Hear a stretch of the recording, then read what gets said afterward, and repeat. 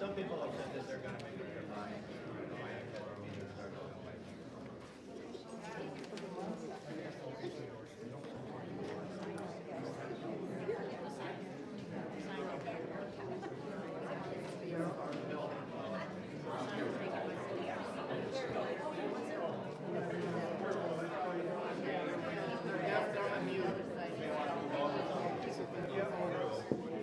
Well, it's all that money. It's just like their estate. They want that charity money. It's not just selling out. They'll sell the whole country for it.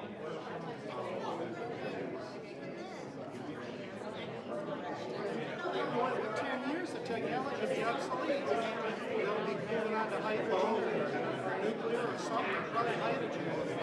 And electric vapors will be dead. So,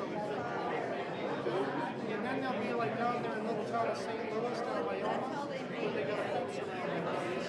My friend lives there. That St. Louis chemical contaminated by hydrogen. People want to die in a cancer for 100 years. So, yeah, I think it's like they'll have to be defense for it because it's all contaminated.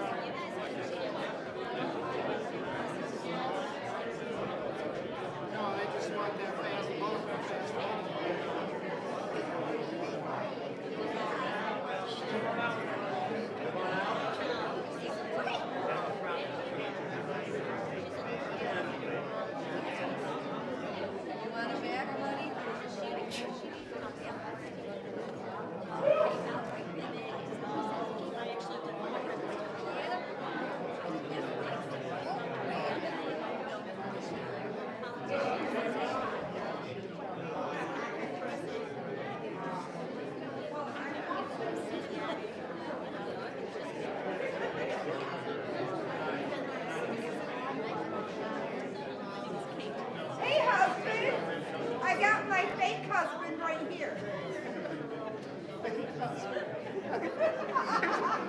You're a second, I was like, you Mormon?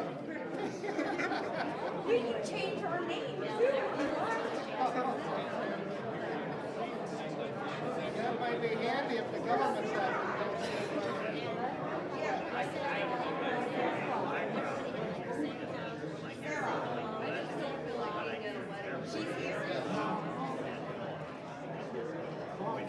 Ladies and gentlemen, pay attention, please. For a couple minutes to start the meeting. However, we have exceeded our fire rating for the building. Quite a few at this point. All right. However, the folks that are outside can come in. That will put us in excess of the fire rating and makes it impossible for us to have a meeting. The last thing I want to do is cancel this meeting. I absolutely do not want to do that. You folks want a chance to speak, we have business to run. If there is anyone that would like to go ahead and go outside for a little bit, take a break, we appreciate that. If any of you folks are the ones that go outside that have signed up to speak, we will make absolutely, thank you very much, sir. If anybody is signed up to speak, then has gone outside, we will make absolutely sure that you have an opportunity to get excited. Paul, you good? I got it. I'm getting them as they're going out. Just give me the high sign when you go All right, out. thank you very much for your cooperation. I'm sorry to do this, but it is what it is. They are drinking. All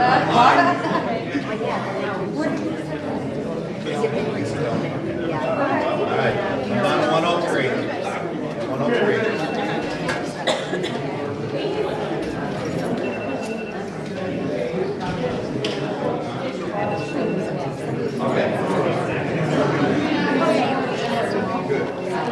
All right, ladies and gentlemen, we'll get started here a minute before we start. Sheriff Miller had to ask for a moment to speak. Good evening. I've been to several of these meetings, and being at these meetings, I've seen behavior otherwise from one side to the other that I look at and disappoints me. Whatever side you're on, I truly respect that. But there's a way to carry yourself in a respectful way for yourself, most importantly, but to others too. So whenever that time comes, if you do speak, I just ask that you do so in a respectful manner, and not asking questions. In a respectful manner, in a way that you're carrying yourself as acceptable for everyone in this room. Okay?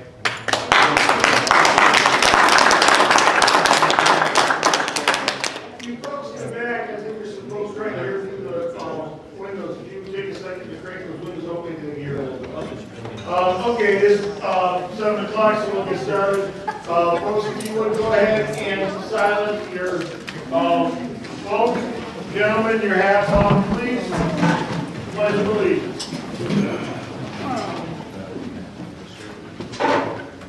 I pledge allegiance to the flag of the United States of America and to the republic for which it stands, one nation, under God, indivisible, with liberty and justice for all. Without China.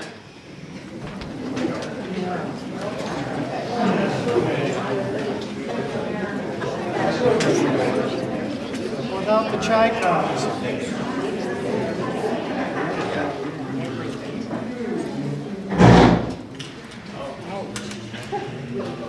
All right. Roll call here. Sarah Rasmussen. Here. Dale Jonested. Here. Janet Clark. Here. Jim Chapman. Here. Denise McFarland. Here. Gary Todd. Absent. Roger Carroll. Here. Before we go ahead and just push the long button on this, I think we're going to see how these new ones work. Go ahead and activate your speakers, because that's not only for these folks here, but it also picks it up with the live streaming. Yes, we should light up the.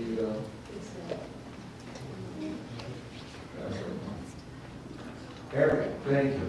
All right. First thing in front of the board then is the minutes from the August 1st meeting. If you folks take a second to look at the minutes.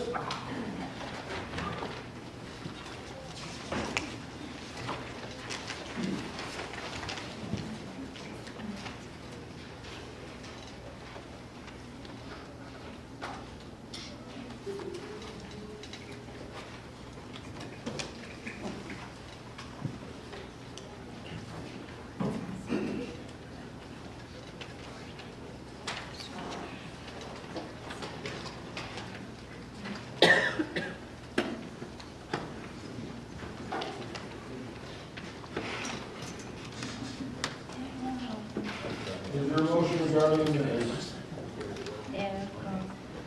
I'll make a motion that we approve the minutes as presented. Is there a second to the motion?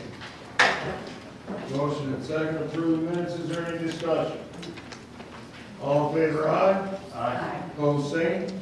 Motion carried. Denise?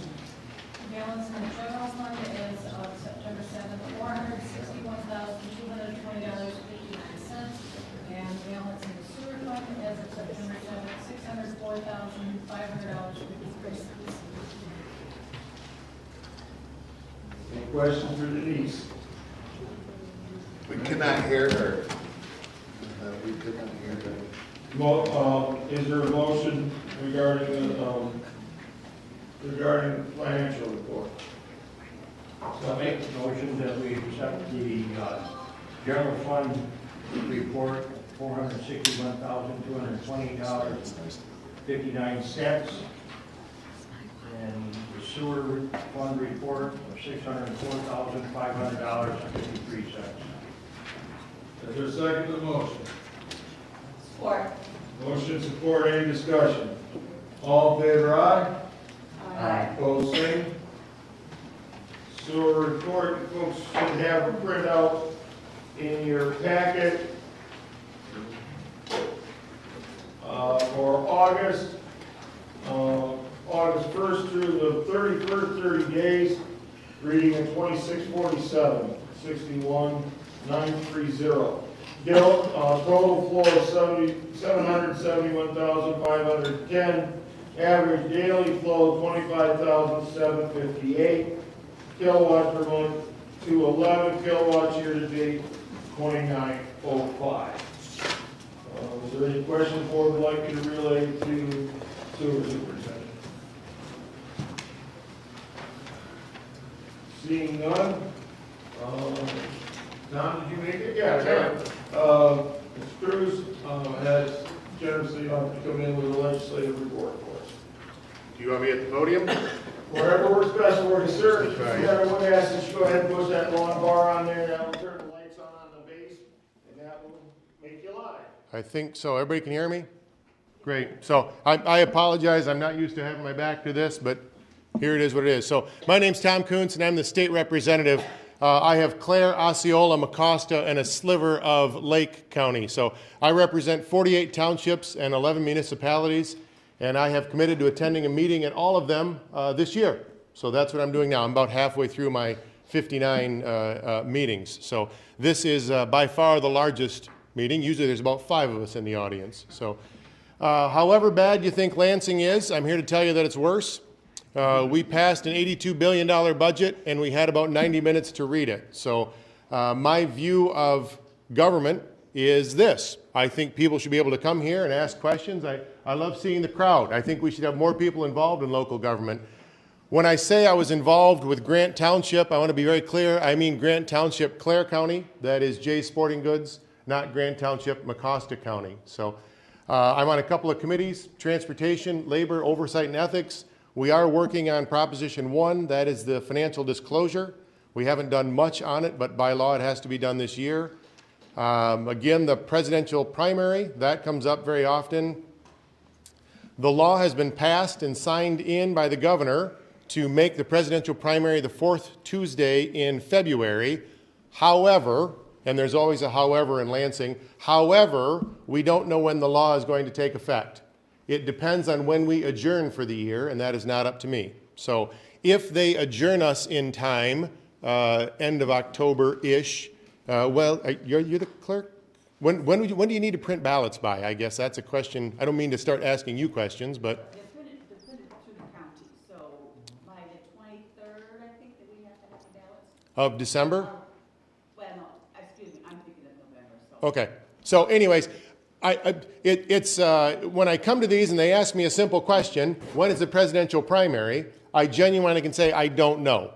It depends on when we adjourn. I believe we're going to adjourn in October. I believe they're going to want the presidential primary in February. That's what I'm planning on. So normally I open up to questions. I know that's not an option. Does the board have any questions for me? Let me say this before I go. I brought some business cards, not 110 of them, but I'd be glad to pass out the 20 I did bring. And we're in the customer service business. So my office does an exceptional job of working on questions for state departments. If anybody has an unemployment question, an EGLE question, I can't get you the answer you want, but I can get you an answer. So I encourage anyone to reach out to my office, and I'll just set my business cards in the back desk here. Grab them what you have, and we'll pass the rest around. So does the board have any questions? Can I ask for questions? Every township is different. The board. All right. Yes, ma'am. Have you signed or ready to sign the implications or processing that has to be done for the early voting? The question on the early voting, so this is the 9 days? I mean, that's already in place. There's more things that have to be. Oh, it changes every day, and it's embarrassing. What they're trying, when I say they, my colleagues, I'm voting against it, are trying to pass a law that you have to accept a ballot for up to 6 days after the election, even if it doesn't have a postmark on it. And this is it. And this is, I try and explain this to people. You know, when I ran for township board, I think I did really well. I got like 150 votes. And I try to explain to them that this is just ripe for fraud. That's not a good idea. So I don't know where it's at. I'm not on the elections committee. I know there's still stuff coming. The one that got voted down today was help me with the acronym. It's the Military Overseas Veterans, the Military Overseas Active Duty. MOVE. I should have figured that out. They wanted to extend that to family. Well, the problem is the family doesn't have the identification. Well, we're back to, I still think you should have ID to vote. That's why I voted no on that. So I do apologize to every clerk that I meet. I apologize. The ground is moving underneath us. Yes.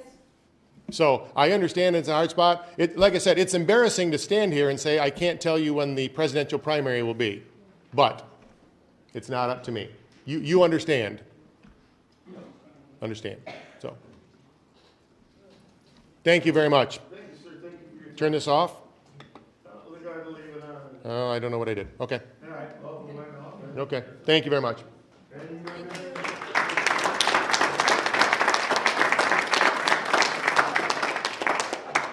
Legislative, we might do all the legislative, we'll go to the county too. Good, Randy? No, good evening.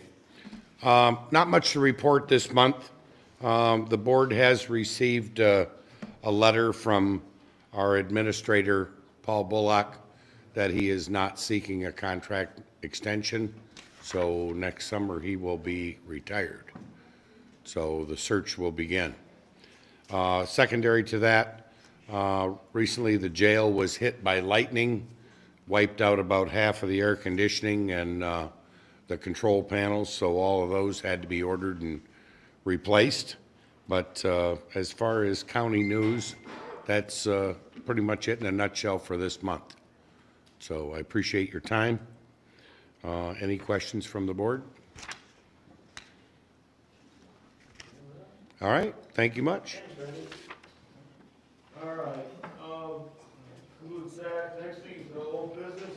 First thing is the community breakfast. By our estimates, we served about 150 to 175 people. Last year, we were able to narrow it down a little bit better, we had 185, so, yeah, that's not bad. Everything's flex every year. So, if they're 150, 175, went off without a hitch, everybody seemed to have a good time. Everybody wanted good food, some good cooking going on, and everybody had a good time. As far as the finances for the board, I think we got everything pretty much covered between what we carried over, donations and whatnot. That's not public money, so it doesn't need to be covered in here. But if anybody wants to check with Patty Unit, the figures. So she's got the figures, but basically the donations that we received and what we carried over from last year pretty much covered all the costs. So we're good to go.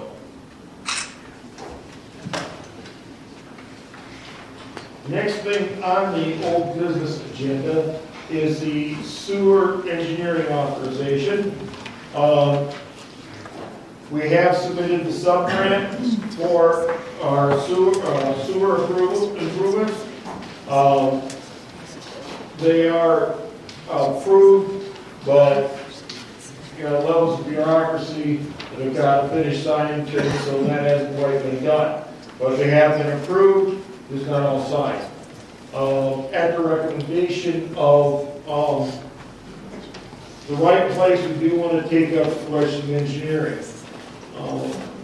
Big Rapids Township is still, has not come forth with a decision. They want, apparently they want a little more time, and that's fine. That's their right.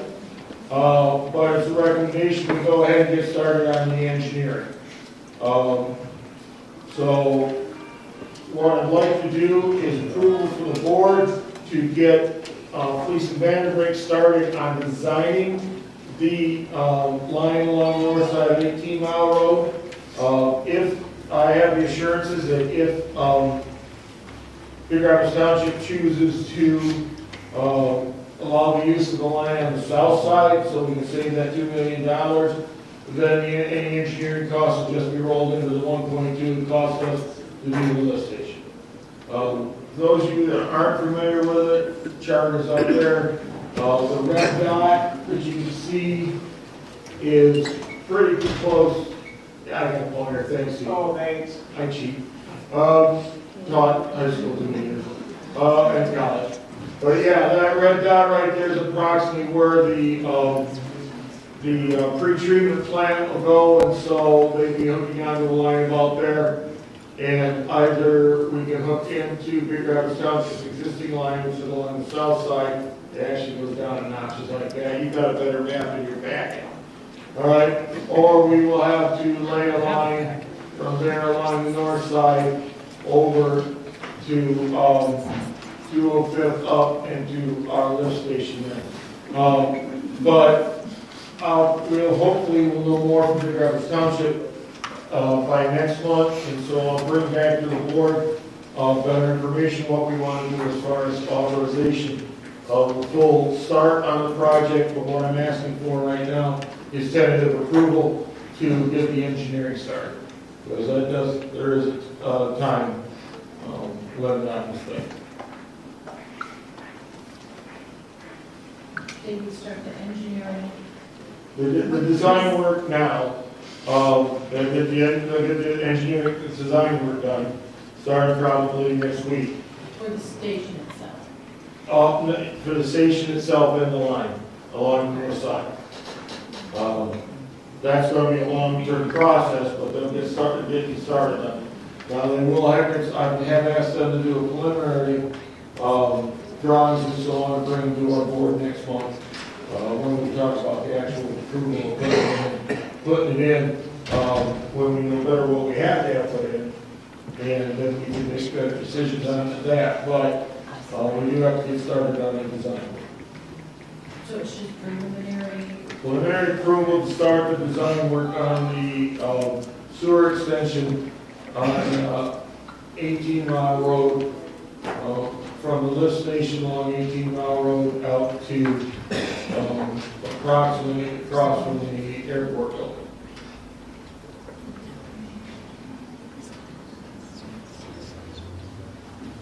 This project is going to be covered by, This is covered 100% by the sub-grant. There is no cost to Green Township for this. It'll all be covered by the sub-grant, 100%. No matching.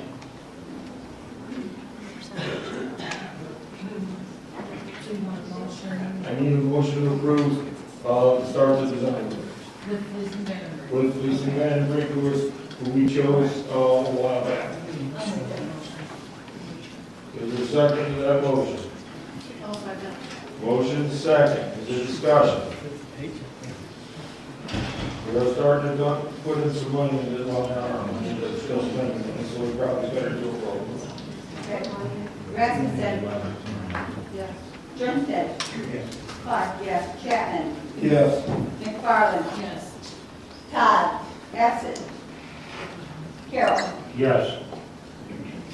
So the goal is next month that we'll have something? Yeah, goal is next month to have some real, some preliminary stuff for us to review. Okay. So we know exactly what they're looking at on the design, and we'll go from there. If, hopefully, if we're lucky, if Dropbox Township decides to participate, in which case it will only be the lift station, and we can save that $2 million. If not, it'll be the full project.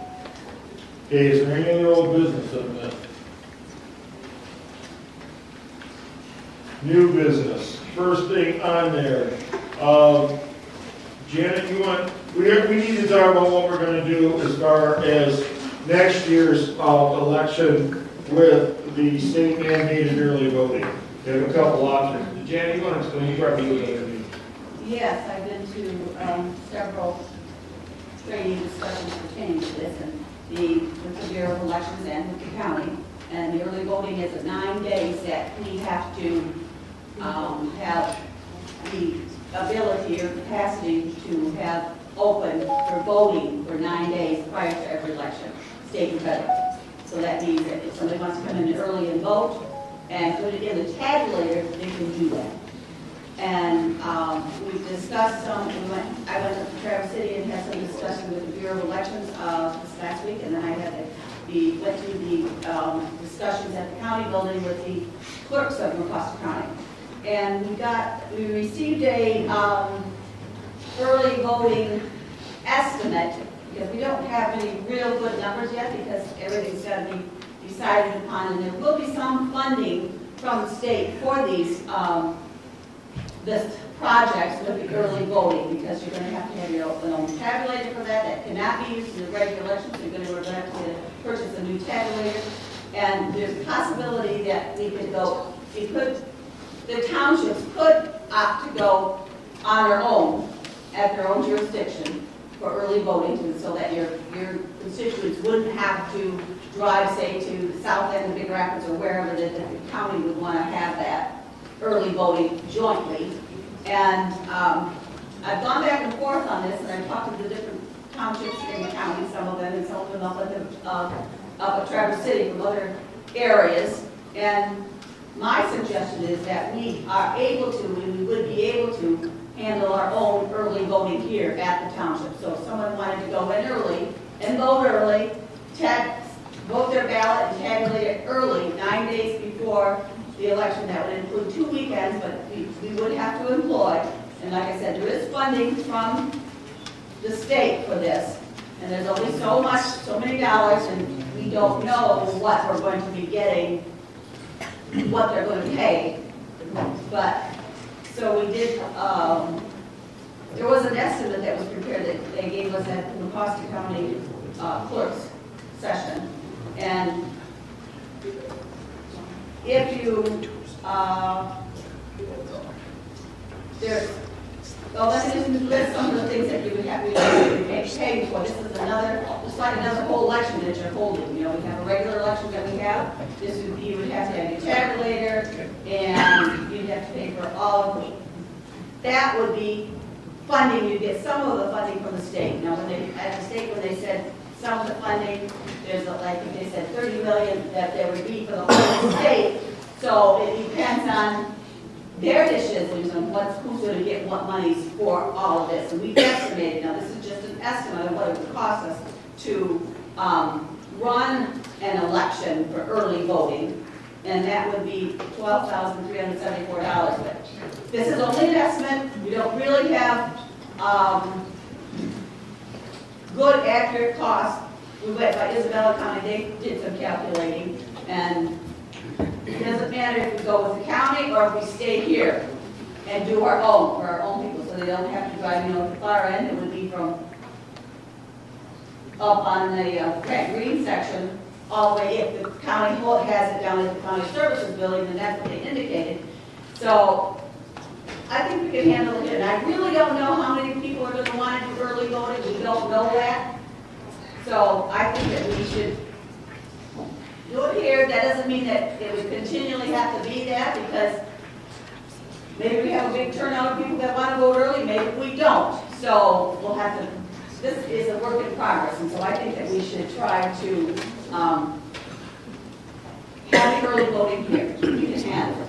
We've got a lot of good election inspectors, and they can take care of this job that we need to do for our people. There's a lot of volunteers that would work for nothing on that project. There's a methodology we have to use for that. Thank you. I will say this, my personal opinion, our residents expect to come here. That's what they always come from, that's what they expect.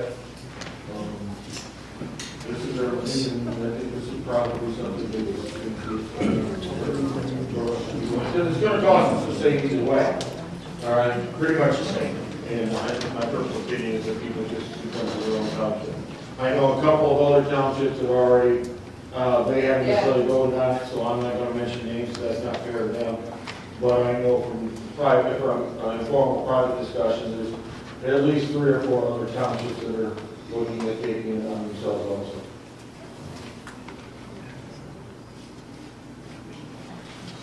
We're going to need a motion on whether or not we want to take it on I ourselves. have a question. Yeah. Once we buy the tabulator for this, it'll be reused, right?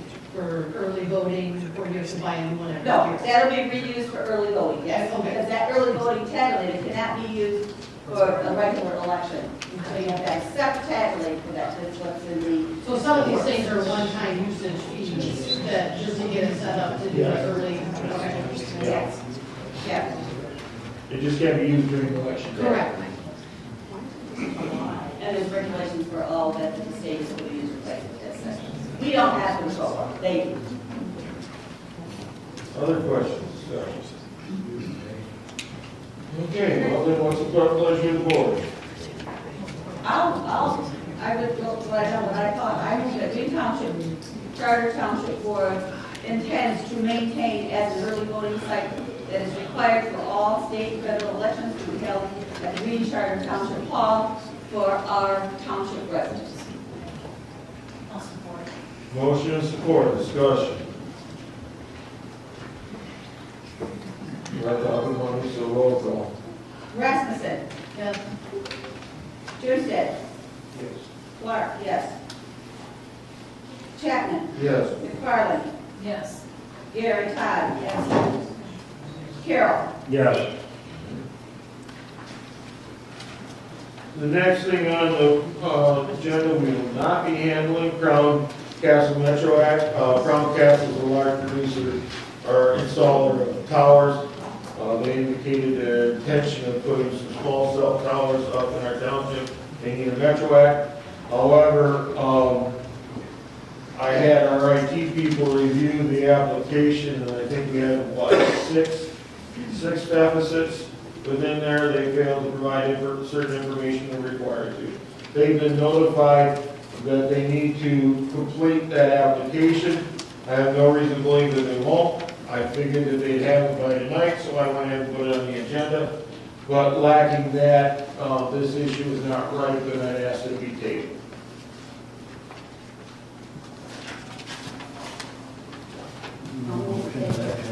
That? You want a motion to that?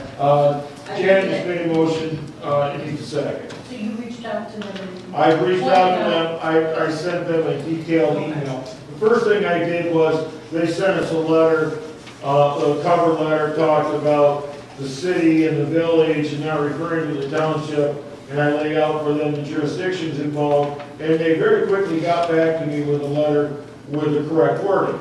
And then when Steve finished going through the letter and we found out of the full application, we found out the other deficits, I sent the same person another email. I simply have not heard back yet. I expect to. There was some of the stuff I don't think they've established yet. So that's the exact route. So I'm assuming that when that's established, they'll be back with us, and then we can take that. Okay. There is a motion on the floor to table this item. Is there a second? I support it. Motion and support to table the item. Is there any discussion? All in favor, aye? Aye. Opposed, same. Motion carried. Next item. Along with all the other state mandates that we are dealing with in regard to the election, the state mandates that we provide a drop-off point within our building to drop off ballots. Yes. And that it be under, that it be lighted and that it be video recorded. Roger and, with Roger's help and Janet, we figured out a good spot right next to in the hallway, next to the door of the clerk's office. Unfortunately, that camera points from the back hall towards the front door. It does not point down that hall. Probably not a bad idea to have a security camera on the clerk's door anyway. But that's going to have to go through here. What you have in front of you is NIT's estimates on the cost of a decent camera and the wiring. Now, the one drawback we have is the current PoE where we plug the cameras into is maxed out, and so we have to get a bigger one. And so that's added another $500 to the charge. But this is the estimate for the camera, correct me if I'm wrong, the camera, the PoE, all the wiring, and the installation, correct? What, it puts the power over the Ethernet, power over Ethernet. And so that rather than having to run a power cord and an Ethernet cord, it's getting power directly that way. Saves you don't have to run one wire. But it takes a special connection, and the connection we have is maxed out with the number of cameras we have. So we have to, that's the reason for that additional cost. But we have an estimate of $1,632.60 for that installation. The state's mandating them. Well, you have these, the one that's outside here. Oh, heavens no. Now, we do have one outside to satisfy the state. We've had that for a couple years, and we've already have outdoor security cameras, one of which I assigned to make sure it was pointed properly so that that's covered. But now we have to put one inside, and we have to put a camera on that too. But we do have the new Dropbox that was provided for, not through the state, but there will be funding to be, have to be reimbursed for that. We'll send that in. The box, the Yeah. installation was going to cost. Yeah. The box is going to cost it, and then Yes. this job is going Yes. to cost it. Unfunded mandates. Sound familiar? So, discussion, questions, issues, motion to approve.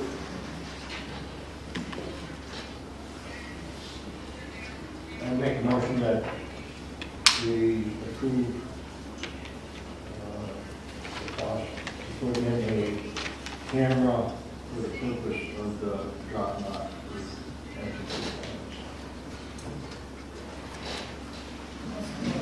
Motion support to accept the estimate to put camera in, covering the Dropbox. Is there any discussion?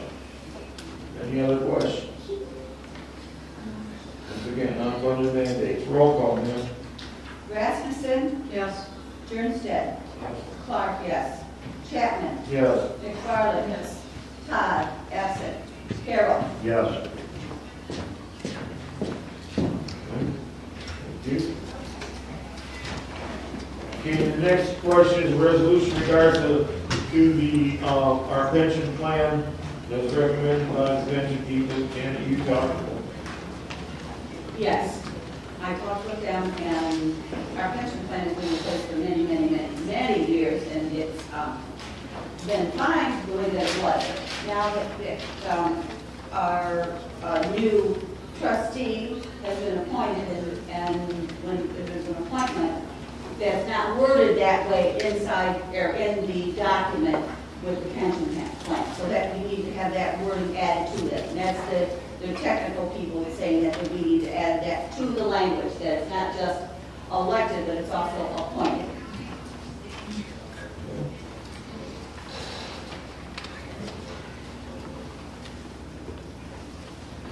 Question from the board.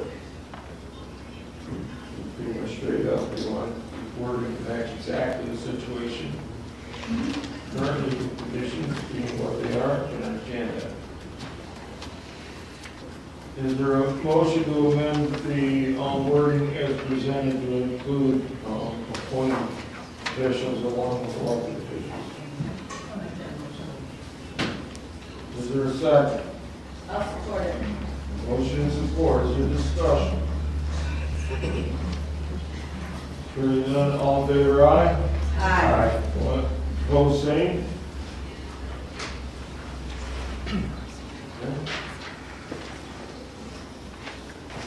Next thing is, Michigan Township Association has a training, day or 2 days for supervisors, board members, and so on, and I'm asking to be allowed to go. There's the application in front of you. It's October 5th and 6th. There is an early discount if we register new by tomorrow. 2 days in our ring includes legislative insights, rethinking residential relations, housing strategies, addressing Michigan's declining population trends, attracting and retaining township talent, leading redevelopment and revitalization initiatives, true cost impact of community development, and infrastructure initiatives. But most of those seem to be fairly current with our current situation. I am asking the board for permission to attend it. Where are we at? Rooms are 145 and 365 for the 2 days. Question real quick, who is attending that, you? Or this isn't the time for the question from the board, but yes. Well, no, you're talking about a motion that you want to clarify. Thank you. Okay, thank you. I'm just going to because it's very, I've gone to these before, and they are very, very important and educational, and you learn a lot in these conferences. I move. Motion and support, discussion. Questions, issues, answers. Solutions. Mrs. Mullins, a roll call. Rasmussen? Yes. Jurstadt? Yes. Clark, yes. I can't ask a question? McFarland? Yes. Todd, absent. Roger Carroll? Yes. Okay, this next one doesn't take a motion on our part, it's just there's a copy of it.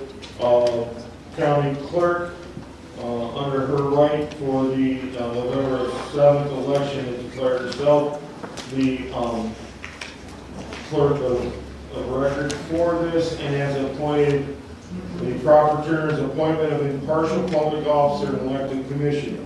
I, Marcy Purcell, Ross County Clerk, and filing official regarding recall proceedings regarding Janet Clark, etc.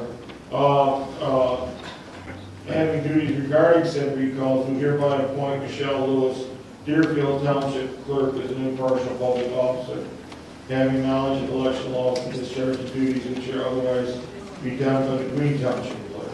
So this is just notifying you that Ms. Lewis will be managing the election on the 7th. Right. And everything for that.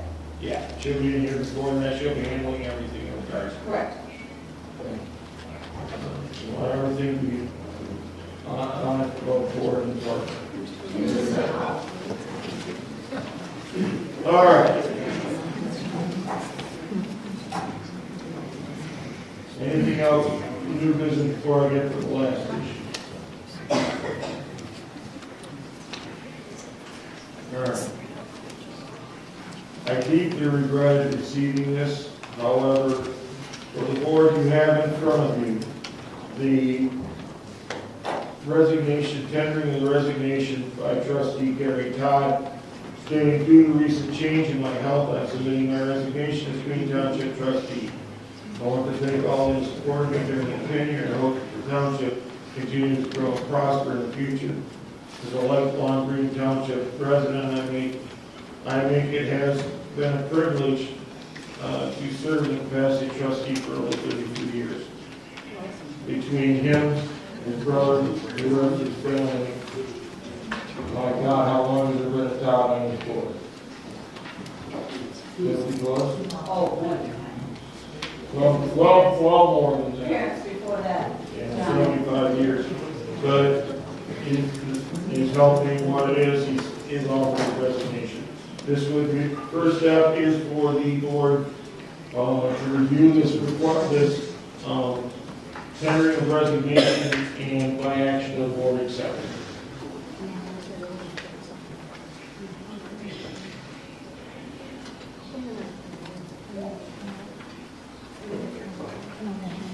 Nobody wants to be the one to say it, do you?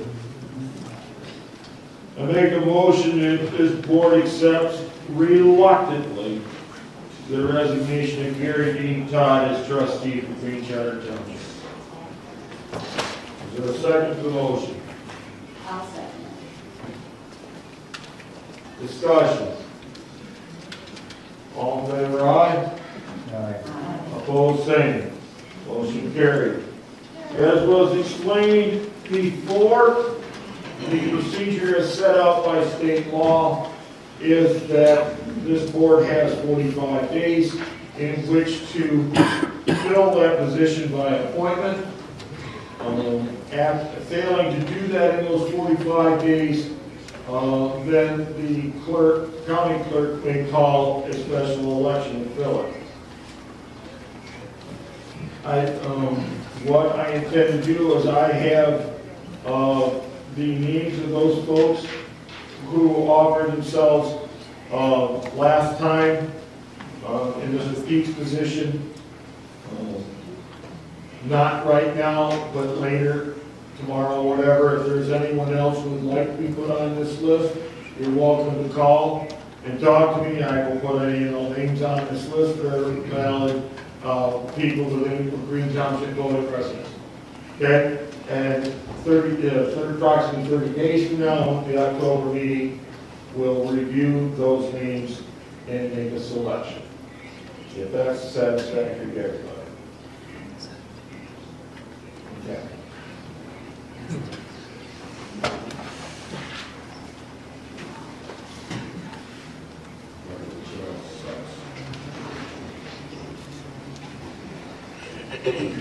All right. Budgetary. Before I continue, is there any other new business or old business from the board that I have enough? Budgetary. We have in front of us, first off, a series of amendments to the budget as needed.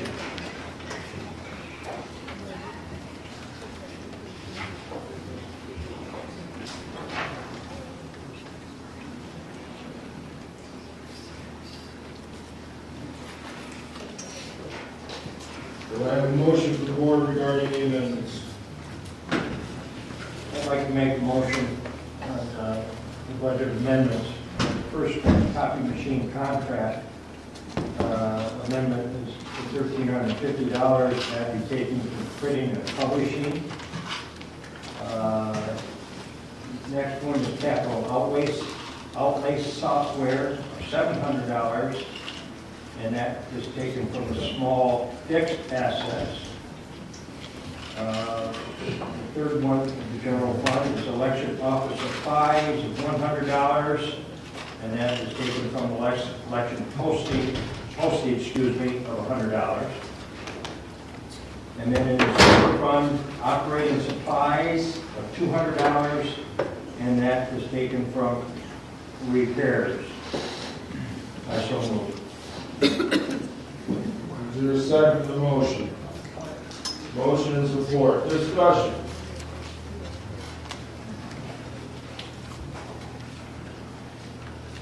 Roll call. Rasmussen. Yes. Grimstead. Yes. Clark, yes. Chapman. Yes. McFarland. Yes. Todd. Bassett. Carroll. Yes. Is there a motion to pay the bills? Make motion to pay the bills. Is there a second? Also. Motion and second. Discussion. Hearing none. Roll call. Rasmussen. Yes. Grimstead. Clark, yes. Chapman. Yes. McFarland. Yes. Todd. Bassett. Carroll. Yes. Okay, at this point then, the chair will take a 5-minute personal recess.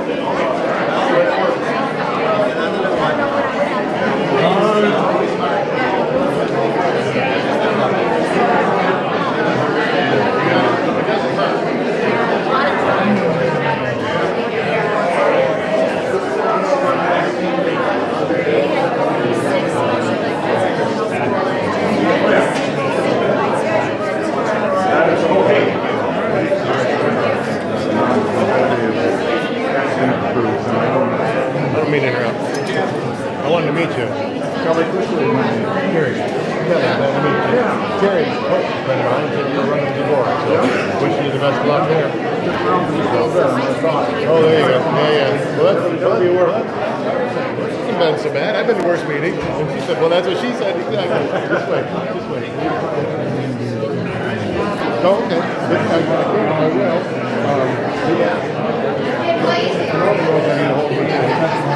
Okay, good deal. Yeah. Well, he was the one that said he was the one that said we should do it. Ladies and gentlemen, if you go ahead and start finding your seats, please.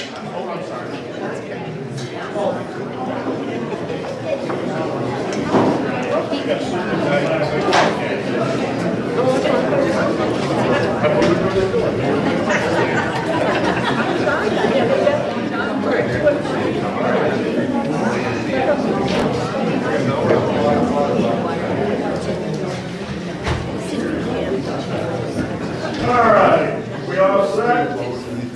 Steve, we got good?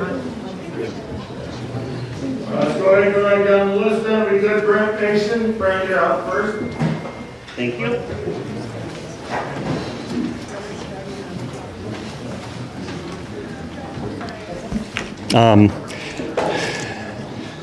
Sheriff Miller sort of took a little bit of what I wanted to say tonight away. I wanted to talk about respect, but I want to first say thank you for the freedom to speak, and I want to also, on the 12th of September, look back 22 years ago to the 11th of September, when our country was unfortunately attacked from a source that almost nobody saw coming.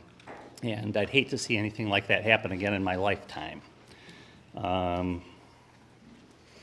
Regarding the issue of Goshen, both sides have valid concerns, and I understand the economic progress. I've dealt with that for many years myself, so I prefer a quiet, secluded, rural community. That's why I still continue to live here. Both sides should respect each other and attempt to have productive dialogue, but I do have concerns that we're opening the door to something that may be very detrimental to our country, and that's a possibility of foreign espionage. And nobody knows when that will come, who it will come through. Even if Goshen has nothing to do with it, it could happen. So that is a major concern for me.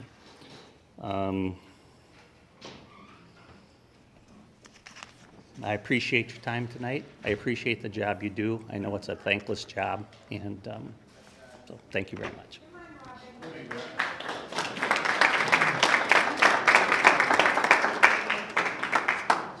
State Grace.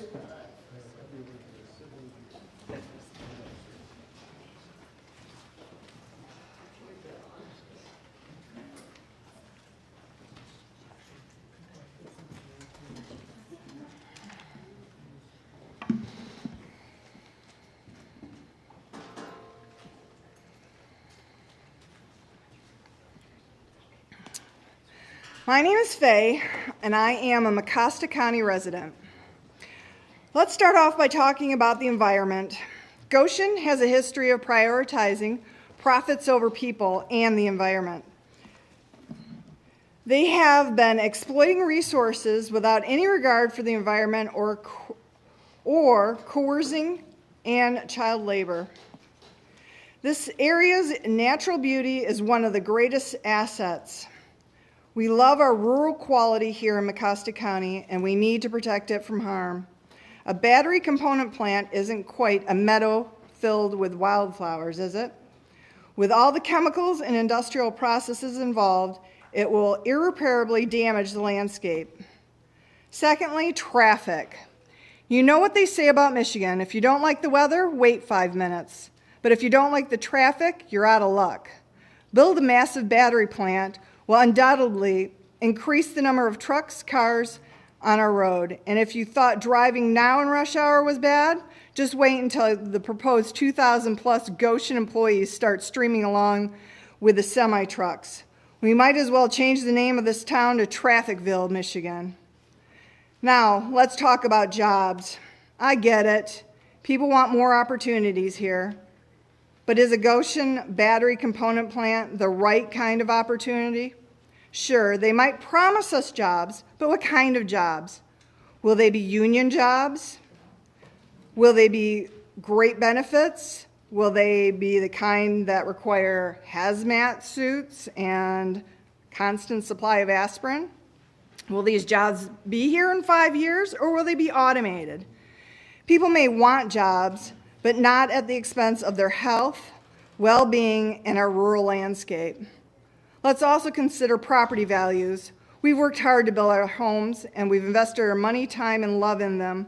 But guess what happens when a big industrial plant comes to town? Property values can drop faster than a hot potato in a game of catch. Do we really want to see our investments go up in smoke along with the hopes of peaceful, serene community?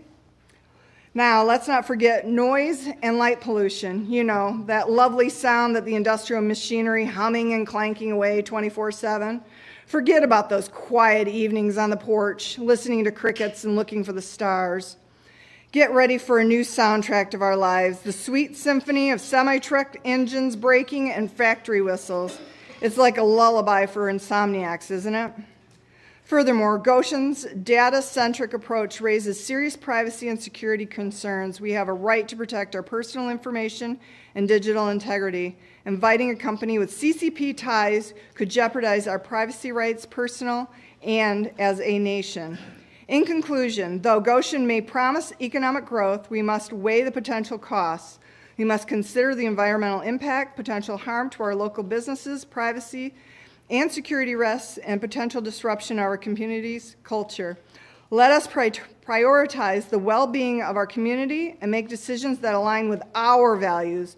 Remember, the People's Republic of China is not our ally, but our adversary. Thank you, and let's keep Green Township green in every sense of the word.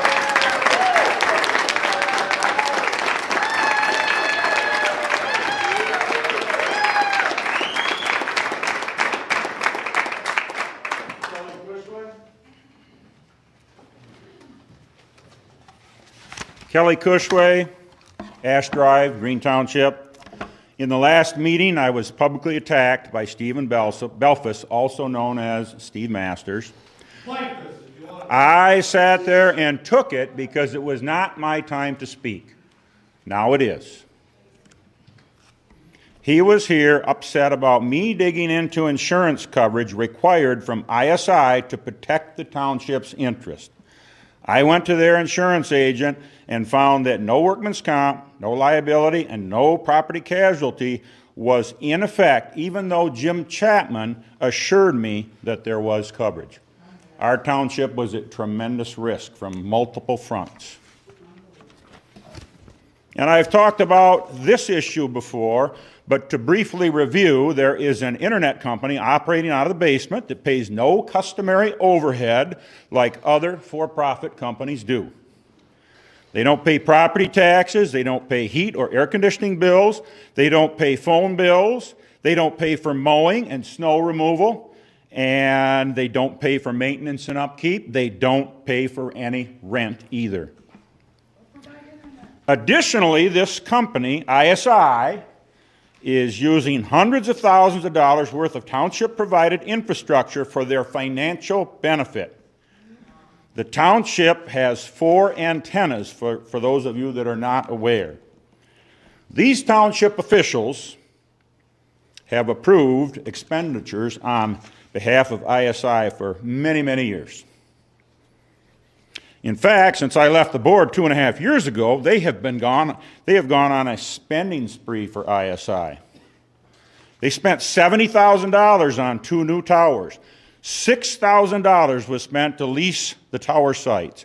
$4,500 was spent to transport the towers. $65,560 was paid for cement footings. $1,200 was paid for a load-bearing survey. $2,400 was paid for a bearing capacity survey. $27,000 for tower erection. And those last 3 expenditures went to a convicted felon, and they all know who that person is. $5,016 was paid for power poles and electric service, $500 for an electrical permit, $2,368 for materials to build a shed on each site. Together, these expenditures total $157,544. $157,544. That's what the township residents paid. Doesn't end there. ISI received $98,310 in the form of checks in the last 2.5 years. Another preferred vendor in the Good Old Boy Network is M&M Lawn Care and Snow Plowing Service. They got $62,039 from us in the last 2.5 years. The vast majority of these expenditures were spent without any type of competitive bidding processes. ISI got $1,600 tonight. You all saw it, for security cameras and point of entry equipment. It's time to replace all of you. We don't want this reckless spending to continue.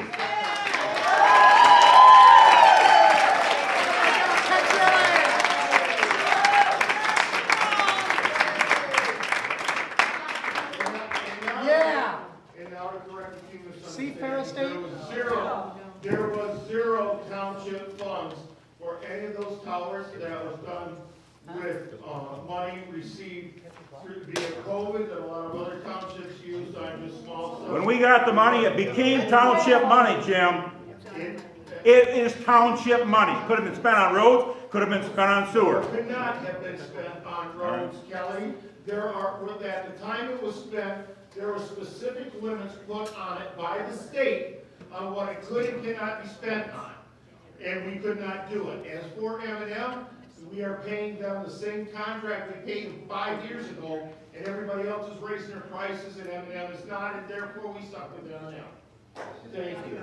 Next speaker, Nancy Nave, please. You go, Kelly.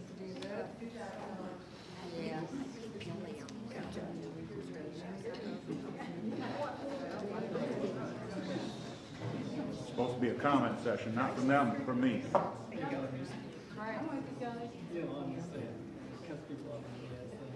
Hi, I'm Nancy Neve. I am from Big Prairie Township, 5th generation. I've been married to my husband for 51 years in September 16th. He's a retired state police trooper. The first 25 years of our marriage was with state police. Jim, you might want to listen to this one. He is the most awarded officer in the Lakeview State Police Post. He has more citations, more awards, bravery, life-saving, a lot of things that you could take and kind of look up to. It's come to my attention that comments are being made that I am an outsider, a non-resident, a troublemaker. Are you listening, Jim? I should stand outside because I'm not part of this community. We are carpetbaggers. Anybody that is with the No Goshen movement are considered carpetbaggers. Let me explain the term carpetbagger can be a political candidate who seeks election in an area where you have no local connections. I'm not running for office. I could be a Civil War person. I could go down south and rob the Southern people, which was a shame. But this is the most interesting one. It's a person who is unscrupulous and opportunist. The organization is rife with carpetbaggers, which in my feelings describes what we've been seeing here, okay?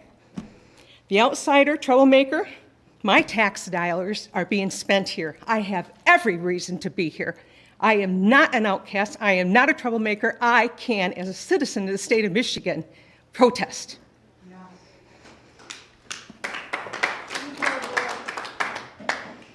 Everything that's an environmental hazard up here is going to follow the Muskegon River down past my place. It's going to affect everyone, thousands and millions of people throughout our nation. I look at the things that are being said in social media, and I know this isn't a lot with Goshen.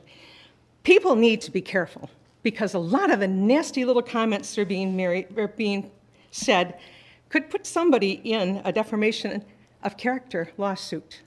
We need to keep that under our hat, Jim, okay? My feeling as an outsider, I'm just getting started, and you ain't seen nothing yet. Yeah. You don't like my signs?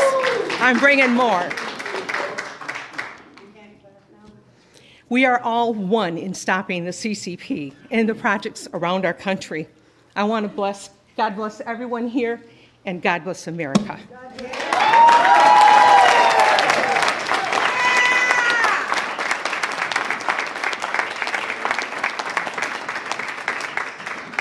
Jeff Thorne. Good evening, everyone, members of the board. My name is Jeff Thorne. I've been nearly 40-year resident, landowner, and registered voter of Green Township. I begin with a humble apology of a couple of things. One, I not inadvertently, but made a mistake, and I got on Only Things Goshen or something site, and I responded to that. I'll never do that again, and so I apologize. And in that, I responded to something Jim had said, and I mentioned in there people, I should have used my word as different. I referred to them as minions, and so I humbly apologize to those people who were offended. I should have said, followers or supporters or whatever. So, onward. I come, and there's been a lot of things said about fear-mongering and facts, and lies, and, on both sides of. So I come just to read facts, okay? Goshen, Inc., right? We've heard from Mr. Thalen a lot, Goshen, North America. I can't find where that actually exists. It's just Goshen, Inc. But this is from the Foreign Affairs Registry Act that was filed in April of this year by Warner, Cross, and Judd, representative attorneys out of Grand Rapids, on behalf of Goshen, Inc. And it says right here on item 12, if the foreign principal is an organization that is not owned or controlled by a foreign government, foreign policy party, or other foreign principal, who owns and accounts for it? The answer is, it says Goshen Inc. is wholly owned and controlled by the Hefei Goshen High-Tech Energy Company, which is Hefei China, aka the parent company. So all this stuff about we're fear-mongering about Chinese companies, there's no connection, this is the parent company. Why would they file a Foreign Agents Registry Act with the United States Department of Justice if that were not so? The second item, and I'll try to be quick, is related to that. And this is that in July and August, Goshen High-Tech Inc. Power Company ran multiple field trips to communist revolutionary memorials in China's and Hubei province, during which employees marching Red Army uniforms swore to, quote, fight for communism to the end of my life, unquote, according to reports and footage of the site's own website, Goshen Inc. Goshen High-Tech employs 923 CCP members, including the firm's CEO, Li Zin, as reported by the Daily News Foundation. Goshen High-Tech CEO Li Zin also serves as the party secretary to the firm's CCP, Communist Chinese Party, committee. Who is the president of Goshen Inc. here on this side that is wanting to come to our community is Li Chin, which is none other than Li Zin's son, and he operates as the president and CEO of Goshen Inc. My name is Jeff Thorne. I'm a Christian, conservative, constitutionalist, and I am running for Green Township trustee. Thank you.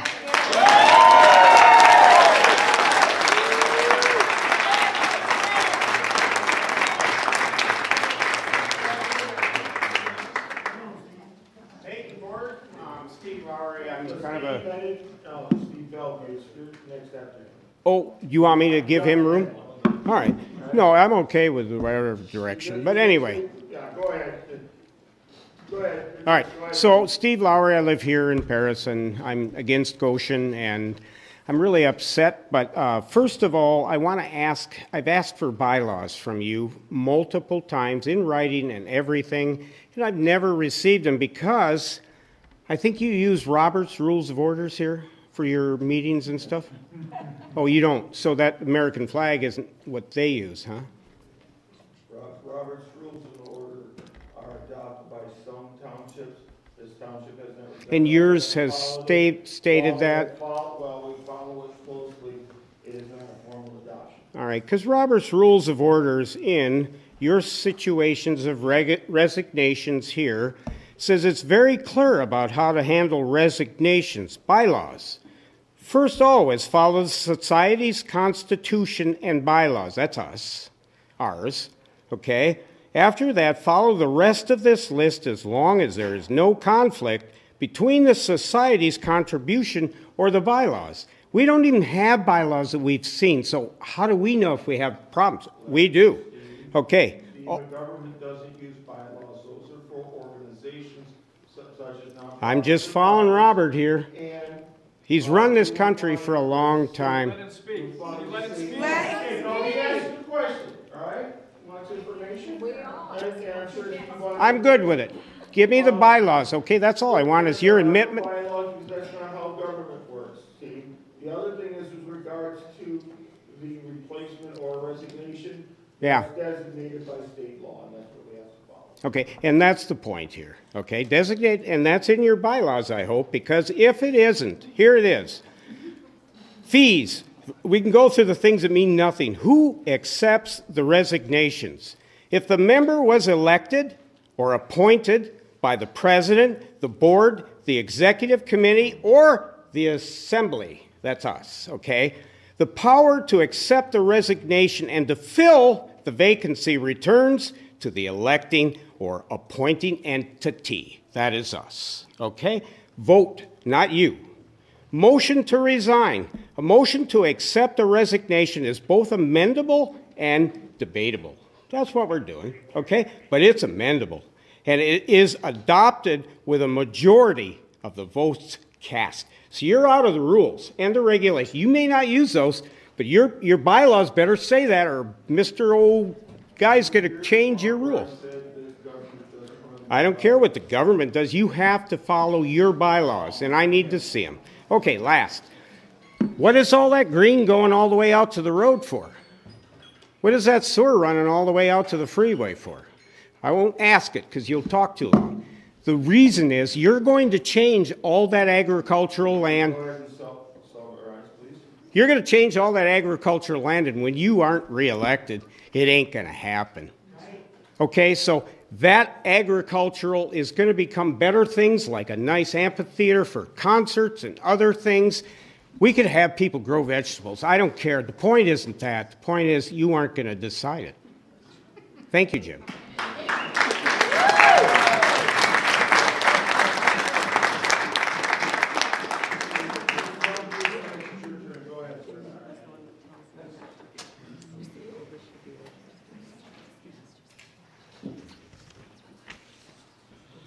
Good evening, I am Steve Bifus, and I am also known as Steve Masters on Sunny 97.3, and I'm not afraid to admit that. Mr. Cushway? We can't hear you. It's on. It's on. We'll talk louder. All right. I am Steve Bifus. I'm also known as Steve Masters on Sunny 97.3, and I'm very proud of the fact that I've been in this community for over 35 years, all right, in about this area. So that's not intimidating when you say that to me. Number two, that was not an attack at that last meeting. It was a truth section as far as that's concerned, because 5 years ago, Mr. Cushway, or whenever it was, 6 years ago, when he was on this very board, was doing the same stupid stuff that he was doing tonight. He's an inciter, he's an obstructionist, and he spews out all these facts that tries to get you guys all revved up and everything. And the only reason I'm up here is because I am not going to stand by and watch somebody use I'm at a loss of words of what I want to use here. Let's put it this way. I'm not going to sit up here or watch from afar as this man rides on the no-Goshen people's coattails into another seat.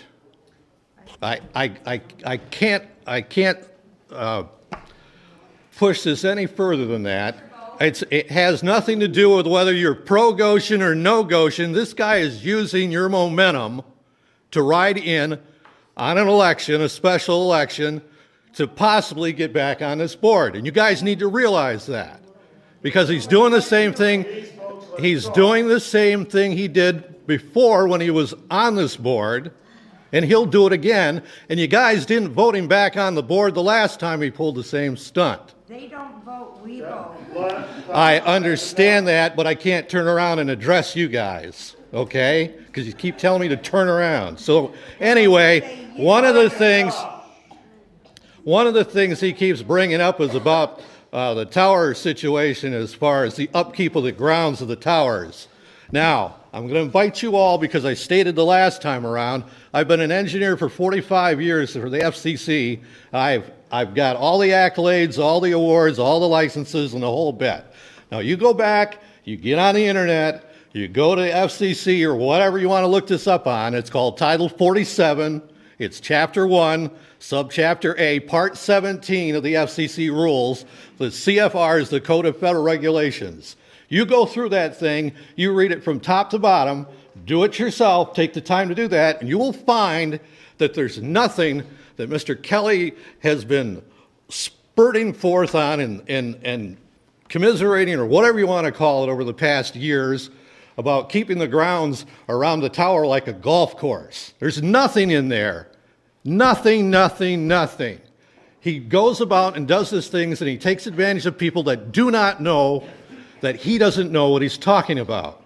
And he's done this before. He did it tonight, spouting forth about money that couldn't be used for the things he thought they could be used for. And that's all I'm saying, is just look at what he's doing. Thank you very much. You know so much, run for it yourself. Yay, Kelly!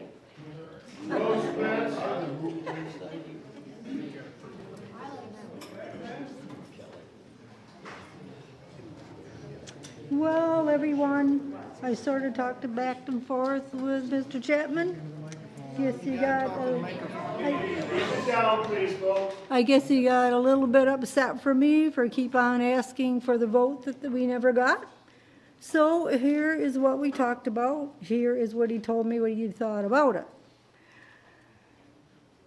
I didn't change anything because this came from you. The demand for a vote is a Trojan horse used by the opposition, which is us, to trick people into thinking that the board did something wrong. Well, you did. It's a sham, and they know it. But those that don't think through the allegations can get conned.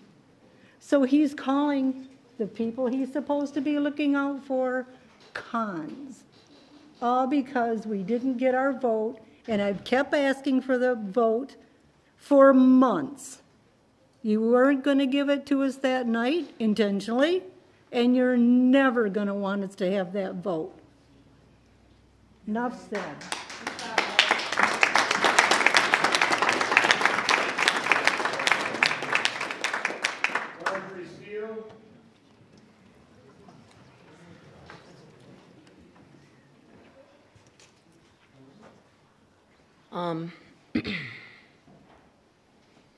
About 200 years ago, the landscape here in Michigan looked very significantly different than it does now.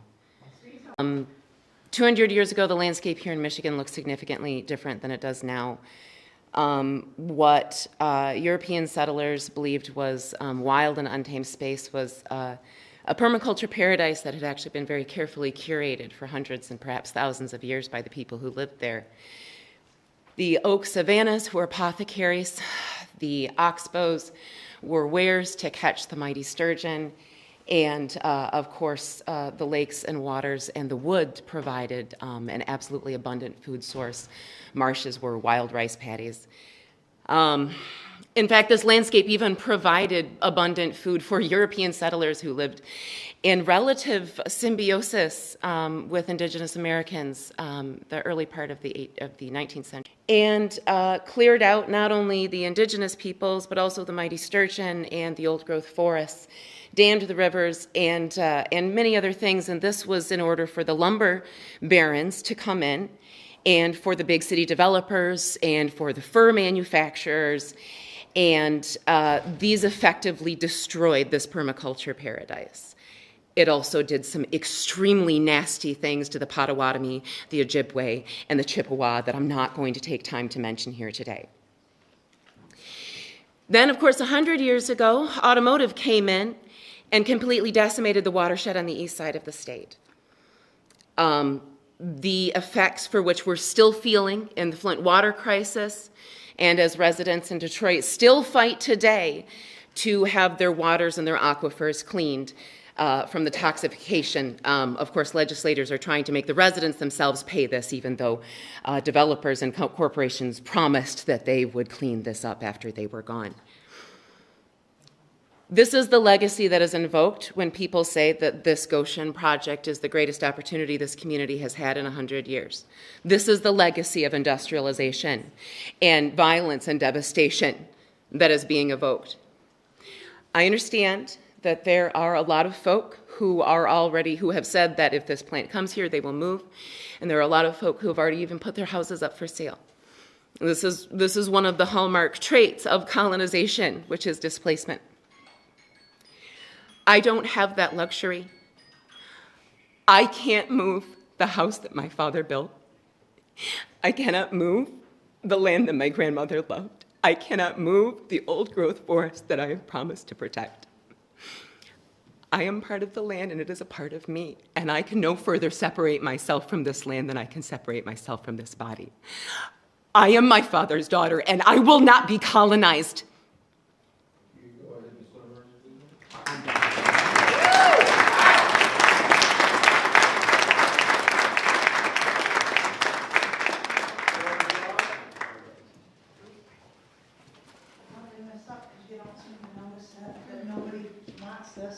And you keep telling everybody that nobody wants, that everyone's for it, and we're not. Y'all know me, I'm Lori, been here every time, ever since I found out about this. I've watched the actions of the board since Goshen Project first peered out of the shadows. And from the very beginning, the behavior of the board, from the secrecy to the unwillingness to conduct a survey in good faith to see if this community actually wanted our entire way of life upended for this project, has been very suspicious at the least. Over time, as this board has become more insistent on shoving this factory down our throats, regardless of of what the community wanted, I began to realize what's really happening here. This board has become fully authoritarian. Maybe you're getting your lessons from your communist buddies, but we're not going to put up with that. You may think we're small, and you may think we're rural and we're dumb. It's not happening. We're going to fight you every step of the way, every step. And now, there's more evidence of this as the board resigns one by one, just so you can subvert all the will of the people and replace the existing board with the pro-Goshen cronies, instead of allowing our election process to play out. This is purely authoritarian as well. It disgusts me. Well, make no mistake, this is still America, and we, the people, will still have the final say. Your game is clear, but let me make something very clear to each and every one of you. We're not going away, and we're not going to be silenced. In fact, the more of these games that you play with us, the more people that are noticing, and the better, and you better prepare for more people to show up in overwhelming numbers at these meetings. And for you who have all personally attacked me, Mr. Carroll, your sister, telling the entire people on Facebook that they're going to kill my horses or go after my horses, just so you know, I did have a horse die 2 weeks ago, 2 days after your sister put that out there. You freaking happy about that? Killing my horses? Putting that stuff out there in the threats? It's ridiculous. We'll not put up with that. I've dealt with much bigger bullies than you in my life, and I won't put up with it from any one of you. I will prosecute to the fullest extent of the law. Our numbers are growing, and our efforts will not stop until the CCP battery factory and environmental threat to our community is stopped. Also, just because of today, Janet Clark was just caught showing political signs or having political signs in this township hall. That is a violation of state law. You guys brag about how you've been elected officials forever. You were caught on tape doing that. That's going to be prosecuted. We'll see that. We'll see that. All I can say right now is that we're going to go after every infraction to the full extent of the law, and you guys are the most corrupt board I have ever seen.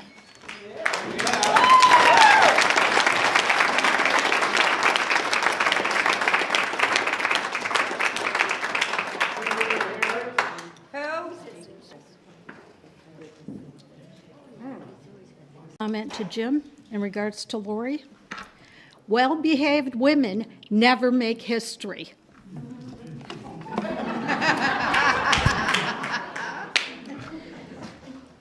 I I'm glad to see that the huge group of pro-Goshen people that usually comes here on a regular basis to stir up crap are not here tonight. I am sure they are watching remotely from Ferris, where they get the idea that we are a bunch of out nonsense, absolute nonsense. This is my great-great-grandmother's death certificate. She's buried in Mecosta County. She's buried in Mount Hope Cemetery, and you can keep this for your records. 200 years ago, my family's been here for 200 years. I still own property in Barton Township. Anything that happens in this township affects me. I'm within that 5-mile radius that Lori referred to in regards to the lithium dust affecting everything within a 5-mile radius. So when you say that we are outsiders and we don't belong, you're wrong. We'll always belong. We've belonged here longer than in that regard. I'm sure you all recognize Carlene Rose's book. This is for you, Carlene. It's entitled Suck Air. I feel sorry for people who suck the air out of the room with their impressive importance. The impressive importance of Tim Hahn, who will never be a Pulitzer Prize winner. Tracy Ruel, who thinks she knows everything and she has barely any educational background. And here's a news bulletin, straight from Carlene's book. No one wants to be around you. We are glad you're not here tonight.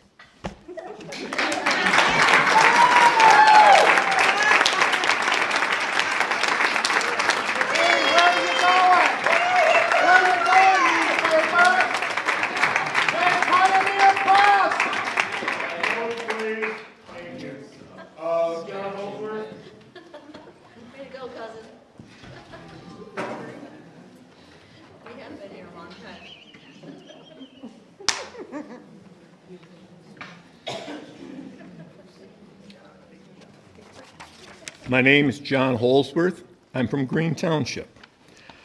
I said last meeting that I was totally disgusted with this SDS student coming in here, spewing all sorts of snake oil lies. He was brought in here. In fact, I'm told by one person they online got Tracy to say she brought him in here. Well, what's interesting is I asked a question of the search engine, Google. What is United Front in Chinese intelligence?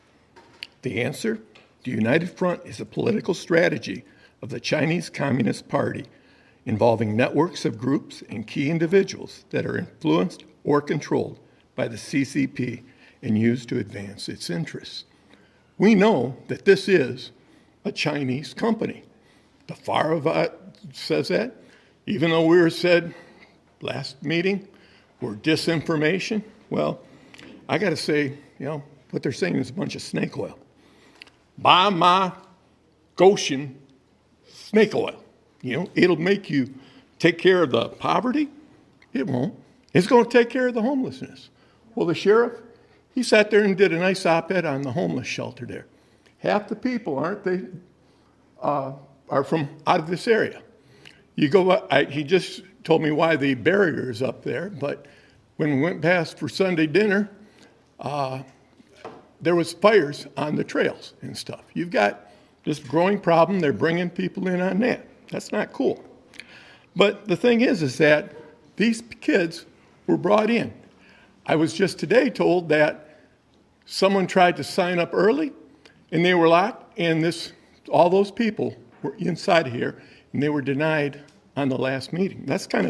That's really disturbing to hear that and stuff. The SDS, I called because there was an article that I saw, and they said Oakland Community College. Well, that's my old haunt area there. I remember going by that when I was 5 years old with my parents. It was a Nike missile site at the time. But anyways, I was called there, and they didn't even know of that as a registered group. That was kind of interesting to see. Now this whole thing comes down to, we got a Chinese company that's coming here. This is controlled by the Chinese Communist Party. In fact, with Goshen, I'll be able to see China from my front yard. That's kind of disturbing, you know? So anyways, I go back to my remarks that were here back on Good Friday. And I said, remember the Brown Bungalow, that restaurant bar that they thought it was going to be this fancy French restaurant, turned out to be Deja Vu, which was a strip club. And when they realized who they were dealing with, they said, shut it down. Well, I hope you guys take from the past people in their wisdom, shut this down.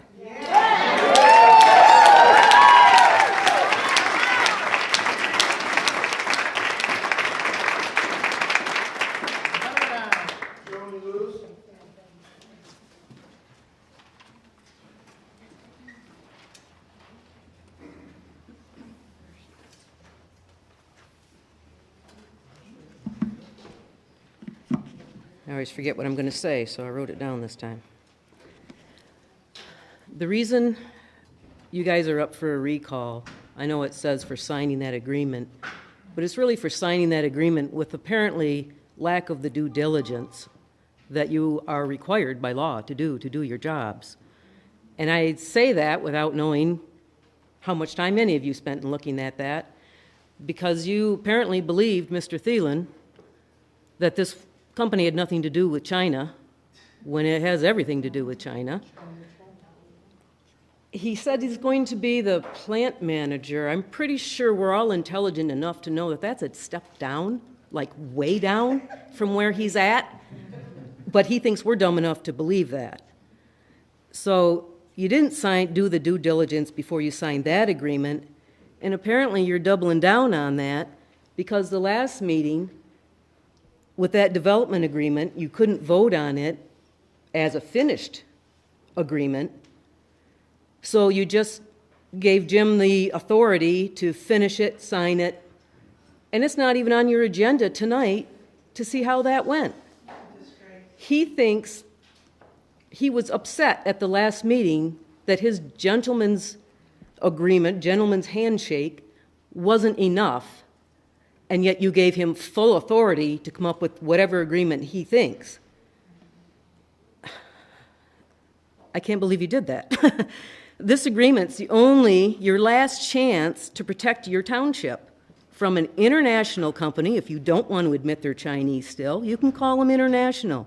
They're building the largest manufacturing plant in Michigan, and they're handling toxic materials. And we want a gentleman's handshake on this? With what, Chuck? He's going to be out of here if he's not already. He's probably in Illinois setting up the next deal. So apparently this agreement isn't any good from what I read. From what I read, Goshen is required to follow all the laws, pull the permits. You don't need a development agreement for that. They do have to follow the laws and pull the permits. The only benefit I saw, Green Township has requirements. You have to help them get their plant built, which a township that wants them to come would do.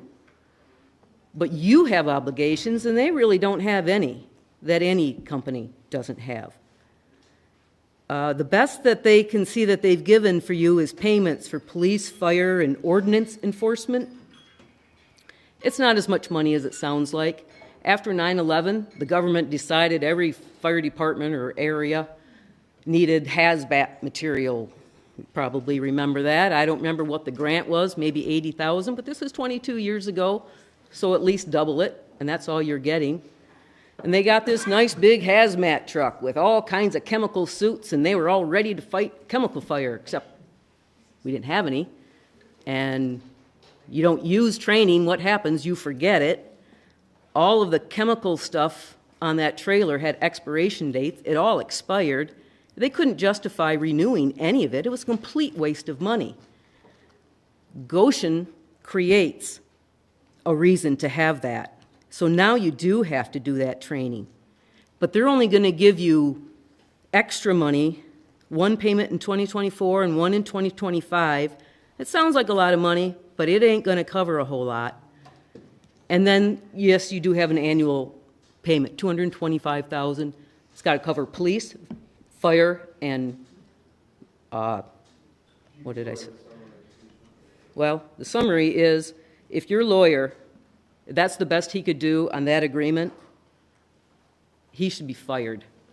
He did not protect the people of Green Township. Thank you.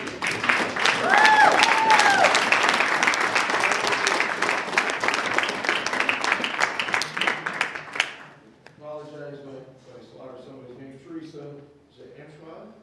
Thank you, ma'am.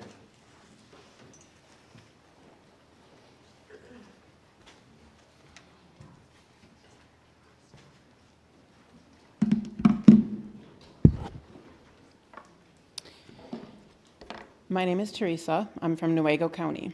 I'm here to speak on behalf of hundreds of Newaygo County grassroots residents. You brought your neighbors from over the county lines into this fight when you used Michigan taxpayer money to pay for this treasonous atrocity. So the fact that y'all keep talking smack about people being called in from all over when you yourself are calling in your very sadly, woefully misinformed Students for Democratic Socialism kids, let's call them what they are, is humorous to me. Funny that they're not here tonight. I'm here to tell you that your neighbors to the west do not want this factory going in. Rivers run one way. What goes wrong here environmentally will not stay in your county, which is why we absolutely do not support Goshen being foisted on the people of this county. Driving in from my direction, it seems as if the people who will be living right here next to your proposed Goshen plant feel the same way as me. Newaygo County relies on people coming to our county to enjoy our trails and our waters, including the Muskegon River watershed. The alphabet agencies that are supposed to be protecting this country from corporations polluting our land and our waters have been all but consumed by the monies of corporatocracy and are no longer working on behalf of the people, but for the corporations. The revolving doors between private and public entities is very well greased, if you know what I mean, which seems to be the case with this specific board. And I must say, as an afterthought, that watching the people of this board say the Pledge of Allegiance to the American flag was very painful for me, as I'm sure it was for almost everyone in this room. If this current board has their way, you'll have to change your Green Charter Township flag from a forestscape to an industrial landscape. And since you asked, Mr. Chapman, here's your MCL. Write it down. 169.257. Contributions, expenditures, or volunteer personal services, prohibitions, civil action, use of public funds, or resources for communication referencing local ballot questions, violation as misdemeanor penalty. A public body or a person acting for a public body shall not use or authorize the use of funds, personnel, office space, computer hardware or software, property, stationery, postage, vehicles, equipment, supplies, or other public resources to make a contribution or expenditure or provide volunteer personal services that are excluded from the definition of contribution under subsection 4.3a.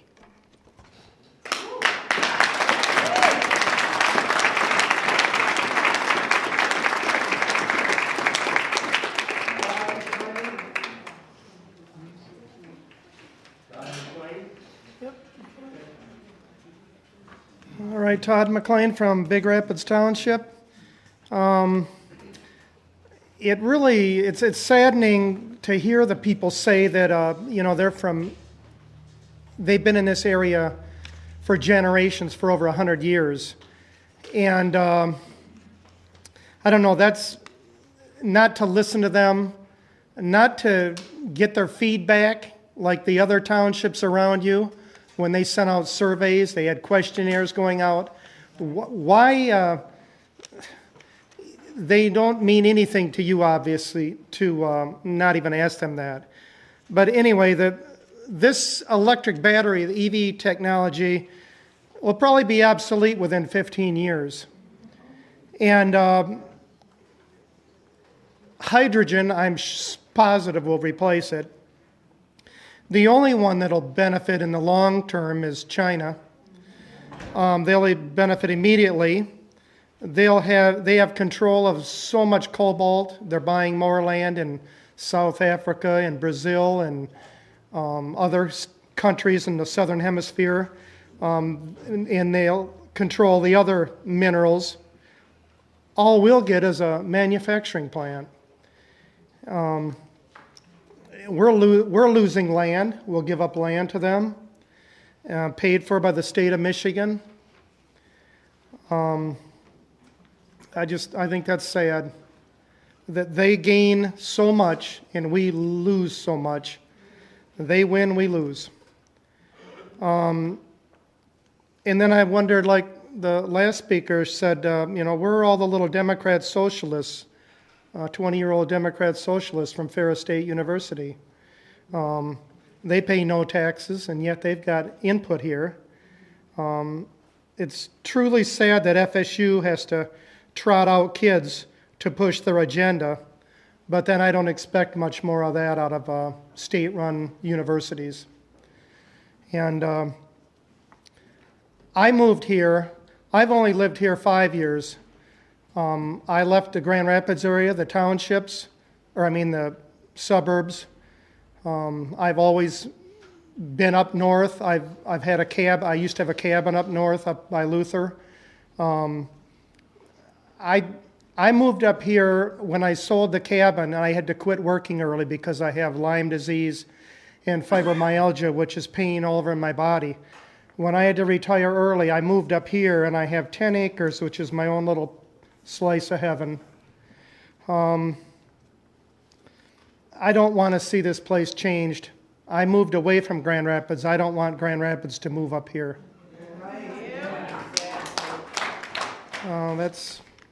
That's all I have to say.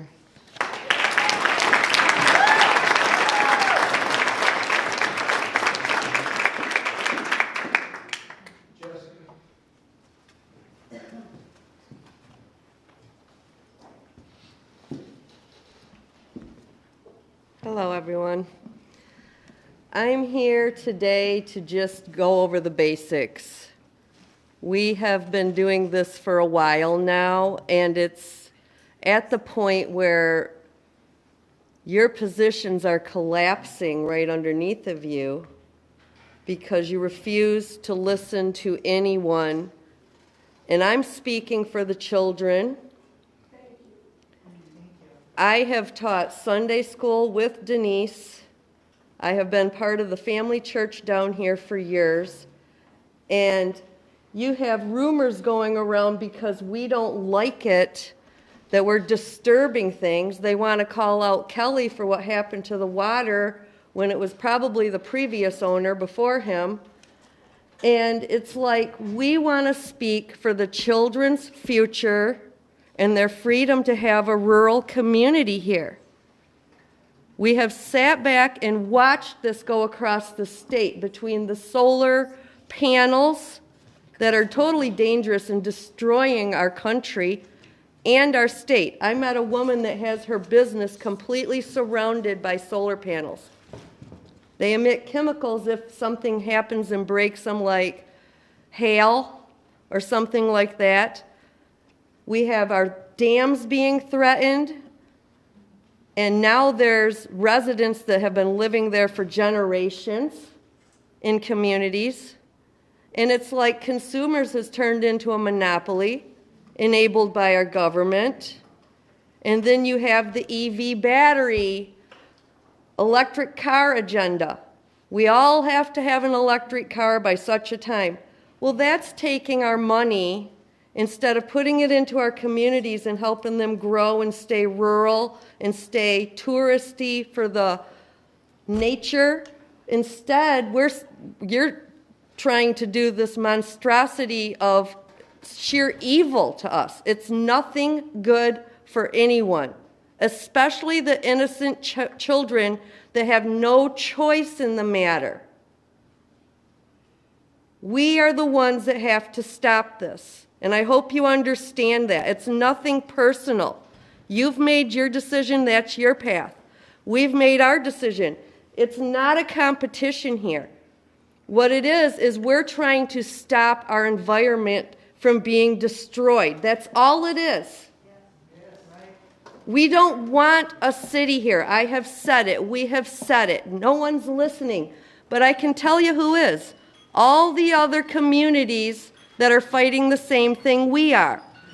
And we are connecting. And I've said this. We are connecting, and it is growing daily. And we're sick of government overreach. And we expected you to stop that. But solar farms and all of the environmental risks that you've brought in here without a conscience or a compassionate act at all for us is not acceptable. So I am hoping that somewhere along this timeline, you wake up and recognize what you're pushing down people's throats, and that we will not accept it. We will not back down. It will be stopped. I don't care. To me, you're wasting your time up here even talking about it. Go ahead and summarize. That's it.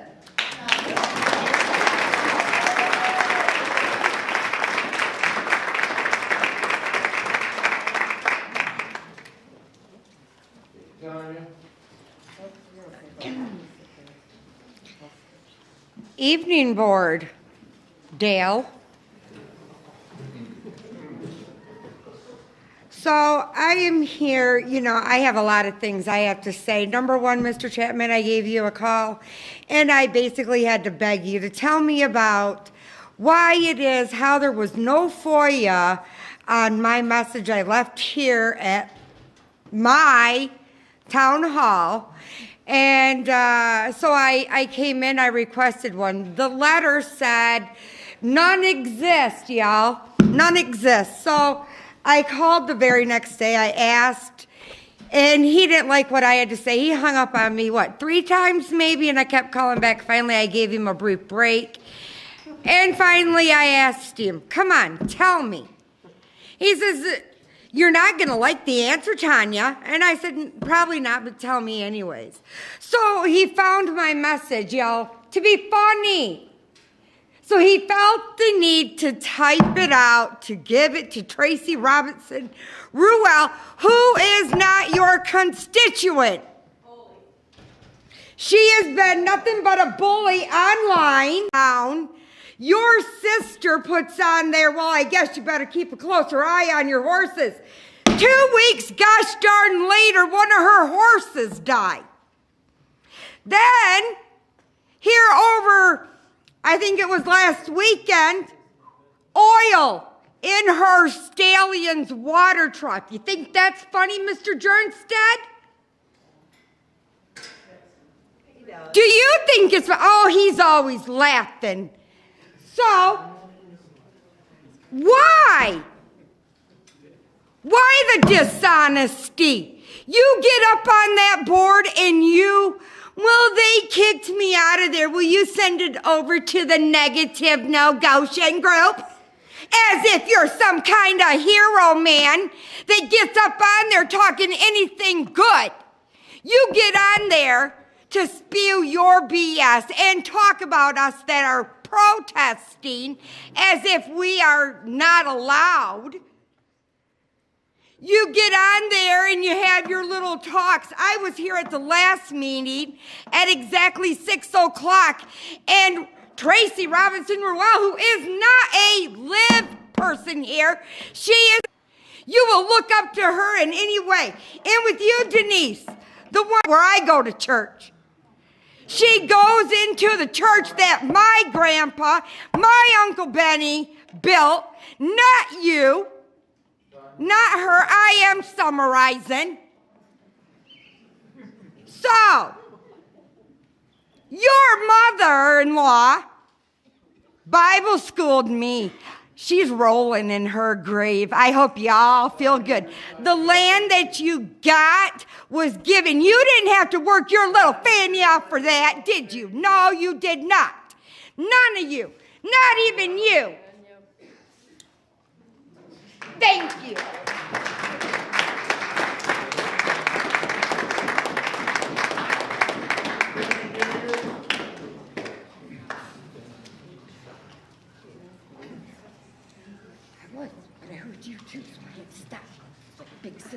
Hi, I'm Debbie. I've been to several of these. Matter of fact, almost all of them. I do not like discourse. I would like us to get along, but I expect elected representatives to care about their community and what's going on. Because of that, I feel this board should be impeached. Due to the fraud perpetuated against and the unethical practices that are being done. Not only for this county, the host state, I think our host state representatives need to be impeached because they don't have our welfare at heart. Whether it's pride, corruption, blackmail, or corruption, it's clear that there's lack of wisdom and judgment as this board is participating in this activity, and you're perpetuating it. You don't seem to be concerned about the welfare of the community and some of our opinions and our desires. This county is being compromised because of the board's actions or inactions. Things are being manipulated, there's lack of transparency, there's a rush to complete this project. I see 6 main areas that should be paramount in your decisions, and it's not happening. The environmental and the ecosystem is at a hazardous spot right now because of the chemicals, the lack of proper truth and disclosures about these chemicals and materials that are being used, how they're going to be contained, how they're going to be transported, even what they are. That is not coming through. The railroading of this mega plant being forced down. This community is not appropriate for a mega factory or industrial complex this large. It's not appropriate for this area. It's going to disrupt this tranquil community where our taxation's going to increase, our representation is going to be altered, our cost of living and our resources are going to be increased. The appeal of Michigan being pure Michigan is going to be altered. These are all detriments to our area. Safety. Not only our physical safety and well-being of our environment, but our security, national security. You don't seem to recognize the red flags with China. This is China. China is out to totally take control of us. They only believe in power and control. They don't believe in God. They don't believe in freedom. They win at all costs. They have no concern in working with us. They're only working against us. Fair and open business practices, they don't function that way. They lie, they cheat. Ultimate control is all they're interested in of our materials, our environment. Their own people can't even own their property. Businesses can't own their property. We don't have years of jubilee here. Once they get their hands on that property, we will never get it back or ever have control of it again. Thank you. I pray and I'm asking you, please consider the right thing. Be courageous Americans. Be brave Americans. Stop this project. Save this community. Be example to other states in the United States of America. We need to stick together and save our country.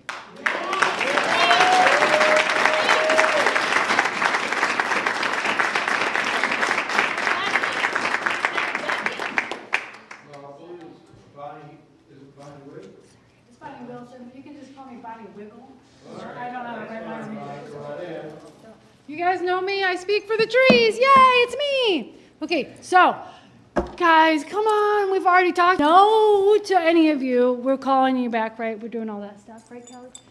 Okay, so I just want to say how really freaking proud I am of all of you who are working really hard to stop this nonsense. All of this crap that you guys keep feeding, just sitting here under these lights, I'm getting more and more chaotic. I'm a psychotic.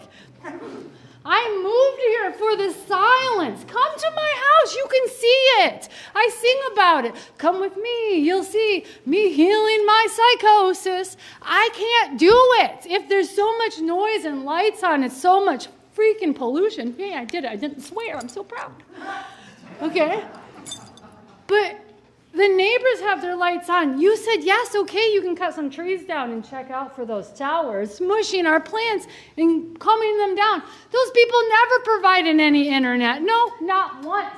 I've lived in that hole for 10 years. We just made the, century? 21st century, yay! My children can finally get online and go to school. I have one of those special noodle kids that can't always do everything because everybody brought COVID here. And you can't put your mask on because it's probably not real. Wash your hands, please. My kid has needs that are sensitive to his being. And if you add the lights and the chemicals and the nonsense, and it says, please, no red punch.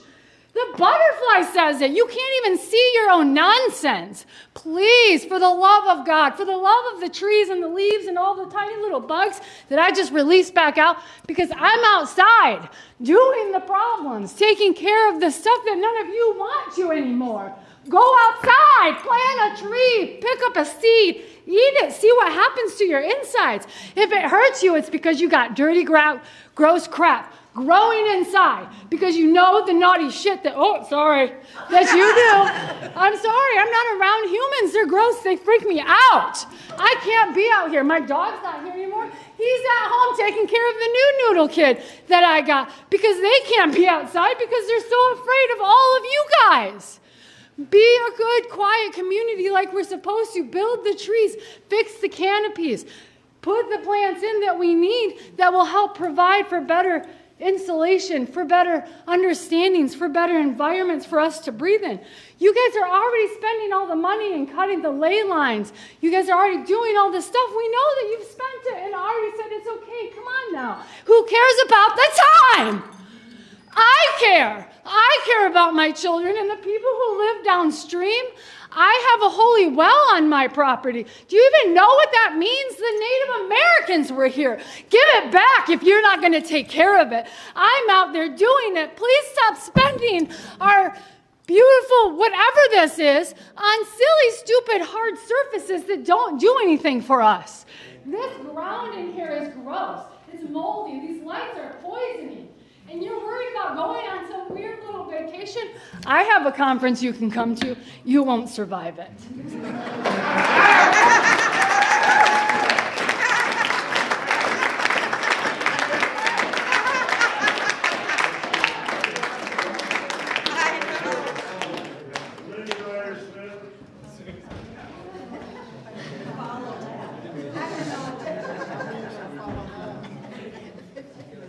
I don't know if I can follow that as well, but I just want I'm going to stop this and start over again and give you a chance.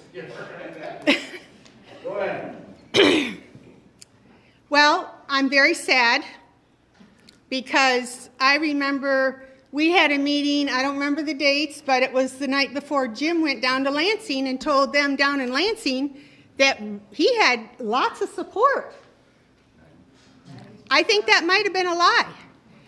And the other board members, Denise, I consider you a friend.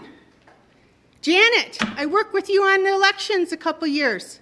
Should we ask the people what they think? Why do you think you're getting recalled? You are made a stupid error by not asking the people. You want to know my background? I didn't grow up around here. I grew up 20 miles south of Detroit, Metro Detroit, 1 mile from Lake Erie. I wouldn't even put my big toe in that lake in the 70s. It was so polluted. When we wanted to ski, road from Monsanto, McLeod Steel, Detroit Edison, railroad tracks everywhere. That's what I grew up with. I came up here to Ferris, fell in love with this side of the state. I live on a farm 6 miles from here, raised 3 kids. My grandkids come up here. They love it. I'm concerned about the environment. I was going to talk about the CCP, but this has been bothering me, the environment. We keep taking Michigan little by little. The two top lakes that are polluted, Lake Michigan and Lake Erie. I've seen the blacks come out of Detroit and fish for carp out of Lake Erie, out of those mucky, dirty water. Now, since over the last, I've been up here 43 years. I've lived on that farm for 43 years. They used to fish out of there and eat the carp. What's going to happen? We got the Muskegon River. It goes downstream. Does anybody care about what's happening to Michigan? Does anybody care? We could put in something recreational. This whole area is recreational. That Paris Park is full. Where do you think? You ever drive north on a Friday night coming upstate? It's packed. Where are people going to go? We don't want this factory here. It's Chinese owned, and you lied to us about that. Over and over. You can go ahead and summarize that. I'm asking you to do the right thing. Do the right thing that everybody here wants you to do. Stop the plant. Listen to the people. You are not a one-person board. Right. And you have failed at being supervisor of Green Township. And that's all I've got to say.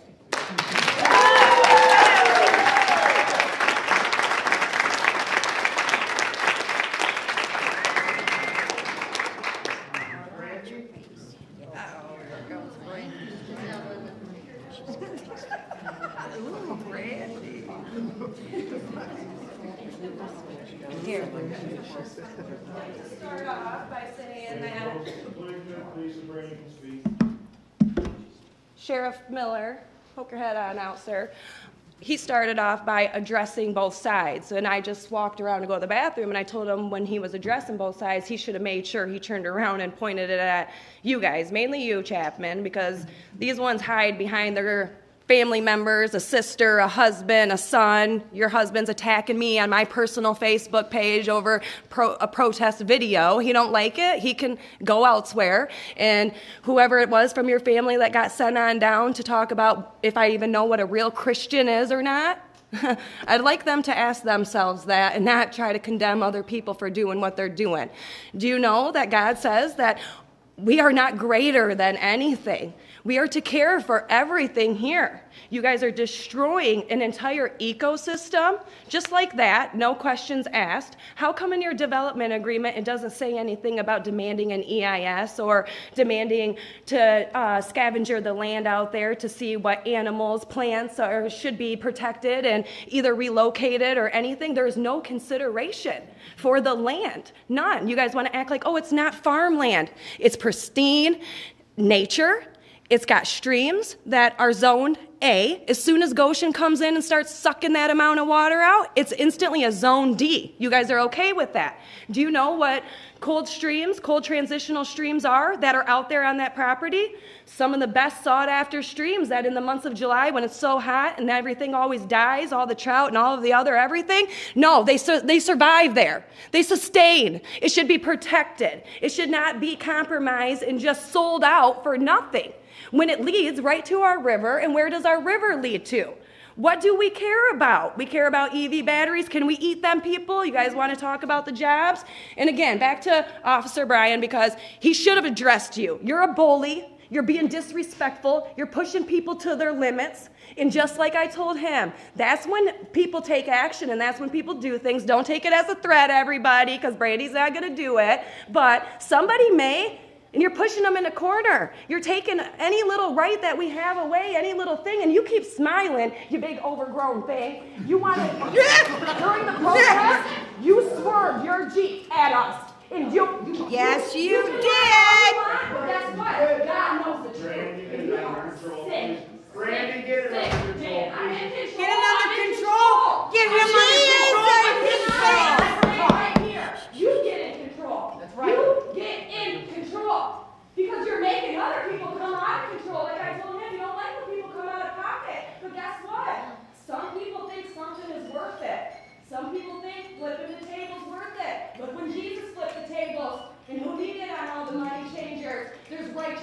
anger. And we have the right to be angry at all of you for selling us out and selling our land out for a tax.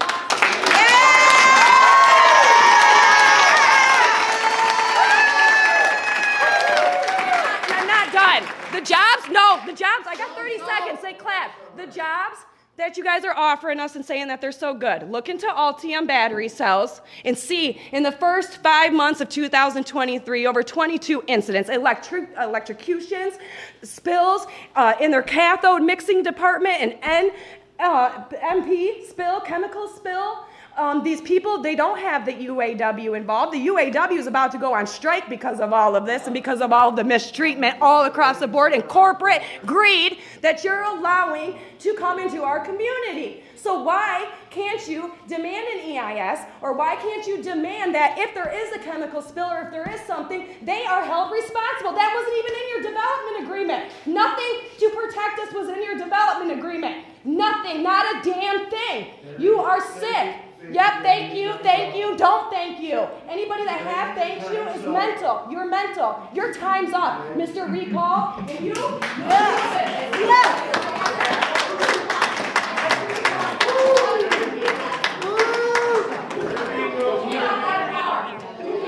There being no other names on the list, I'm looking for adjournment.